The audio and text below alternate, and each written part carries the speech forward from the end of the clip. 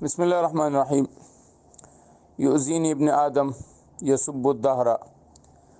کہ ابن آدم مجھے تکلیف دیتا ہے کہ وہ زمانے کو برا کہتا ہے۔ اصل میں اس میں اہل جاہلیت کے ایک قبیح عمل کی جو نفی تھی، اور وہ یہ تھی کہ جب ان کو کوئی مصیبت، کوئی ایسا دقت وغیرہ پیش آتی تھی تو وہ کہتے تھے قبح الزمان، یا برا زمانہ تھا وہ جب ہمارے ساتھ یہ ہوا، یا بری گھڑی تھی وہ جب ہمارے ساتھ ایسا ہوا۔ تو وہ گویا کہ اس عمل کو جو ان کے ساتھ مصیبت پیش آتی تھی تو اس وقت کو برا کہتے تھے۔ گویا کہ اللہ رب العزت جو اس وقت میں ان پر مصیبت نازل کرنے والے تھے بالواسطہ، وہ اللہ کی ذات کو برا بلا کہنا تھا۔ جیسے مثال ہے کہ ایک قاضی نے کوئی فیصلہ کیا قرآن و حدیث کی روشنی میں،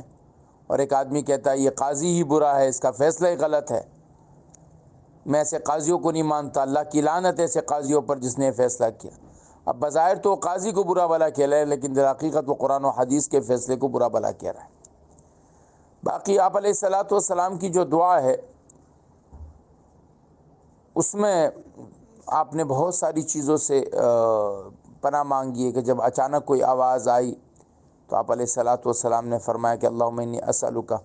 فجاءۃ الخیر واعوذ بک من فجاءۃ الشر، اے اللہ میں خیر کی خبر کی امید تجھ سے رکھتا ہوں، تجھ سے مانگتا ہوں، اور بری خبر سے تجھ سے پناہ مانگتا ہوں۔ تو وہ لمحہ، وہ گھڑی، یعنی ایسی گھڑی کہ جس میں مجھ پر کوئی ایسی ناگہانی مصیبت آ جائے، تو اس مصیبت کے وقت اور گھڑی سے پناہ مانگنا، یہ وقت کے آنے سے قبل کسی چیز کی کسی کا پناہ مانگنا کہ اللہ مجھ پر ایسا وقت آئے کہ زمانہ مجھ پہ ہنسے، میرے دشمن مجھ پہ ہنسے، تو اس طرح کی دعا کرنے میں شرعاً کوئی حرج نہیں ہے۔